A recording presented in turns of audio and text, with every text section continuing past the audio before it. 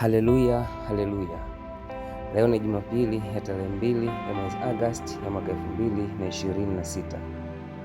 Kipekee ninakaribisha katika ujumbe wa neno wa Mungu kwa njia ya Rhapsody ya uhakika zinazoandaliwa na mchungaji Chris Oyakilome. Hii ni Rhapsody ya vijana maarufu kama Tivo. Mimi ni msomaji wako Blaza Sauka. Ujumbe wetu wa Rhapsody ya leo una kichwa kinachosema hakuna kukisia, yaani Roho Mtakatifu anakuongoza katika njia ya uzima. Haleluya! Kwenye Biblia, katika Injili ya Yohana Mtakatifu sura ya 16 mstari wa 13, neno la Mungu linasema, lakini yeye atakapokuja, huyo Roho wa kweli, atawaongoza awatie kwenye kweli yote, kwa maana hata nena kwa shauri lake mwenyewe, lakini yote atakayoyasikia atayanena, na mambo yajayo atawapasha habari yake. Wow. Mchungaji anaanza kwa kusema tuzungumze. Ndege za kisasa zinaweza kujua nafasi zao katika mita kwa kutumia satellite nyota ambazo zipo kilomita 1000 juu ya nchi. Bila mwongozo huo, hata ndege yenye nguvu kuliko zote inaweza kupoteza njia yake kwa urahisi. Katika namna hiyo hiyo, maisha bila mwelekeo huacha watu wengi bila uhakika wa kesho yao. Kama mtu aliyezaliwa mara ya pili, kamwe usiwe na wasiwasi kuhusu wakati ujao, haswa inapohusu shule, chaguo la kazi au dhumuni la maisha.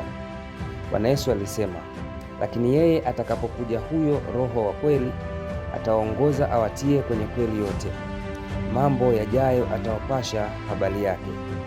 Hii ni Yohana sura ya 16 mstari wa 13, tafsiri ya The Living Bible, yani TLB.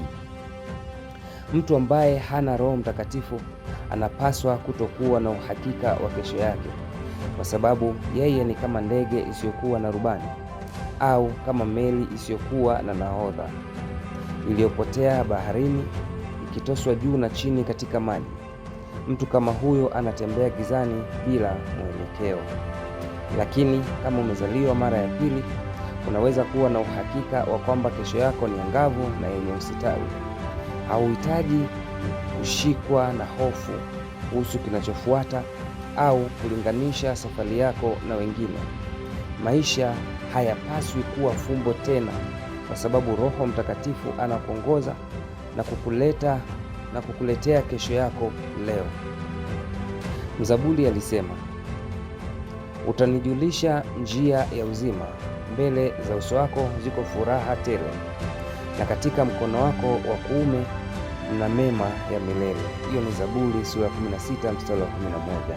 Haleluya! Mchungaji anahitimisha kwa kusema, huwezi kujua njia ya uzima inayoleta mafanikio, furaha, ushindi na usitawi peke yako, lakini Roho Mtakatifu anakuja kukuongoza katika njia hiyo.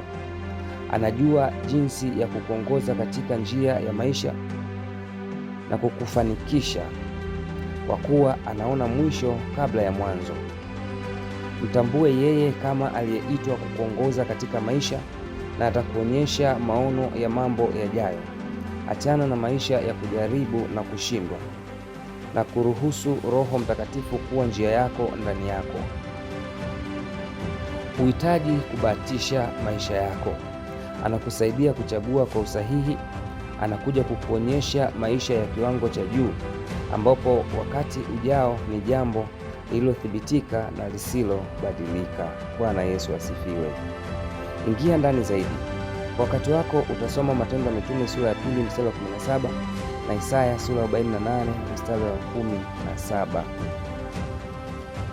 Sali nami sala hii kwa sauti, nifuatishe.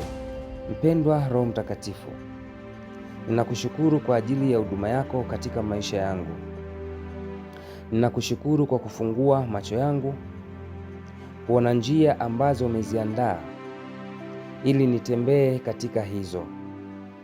Ninakushukuru kwa kufungua moyo wangu kupokea maono kutoka kwako. Kwa kadri ninavyojisalimisha kikamilifu kwa mwongozo, ushauri na hekima yako. Katika jina la Bwana Yesu, amina. Ninaamini umebarikiwa na ujumbe huu. Nikualike sasa, kama hujamfanya Yesu Kristo kama Bwana na Mwokozi wa maisha yako, umpokee saa hii. Sema sala hii kwa sauti, mfuatishe. Ee Bwana Mungu, naamini kwa moyo wangu wote katika Yesu Kristo mwana wa Mungu aliye hai. Ninaamini alikufa kwa ajili yangu na Mungu alimfufua kutoka kwa wafu. Ninaamini yu hai leo. Ninakiri kwa kinywa changu kwamba Yesu Kristo ndiye Bwana wa maisha yangu kuanzia leo. Kupitia yeye na katika jina lake ninao uzima wa milele. Nimezaliwa mara ya pili. Asante Bwana kwa kuokoa nafsi yangu. Sasa mimi ni mtoto wa Mungu. Haleluya! Hongera sana. Sasa wewe ni mwana wa Mungu. Haleluya!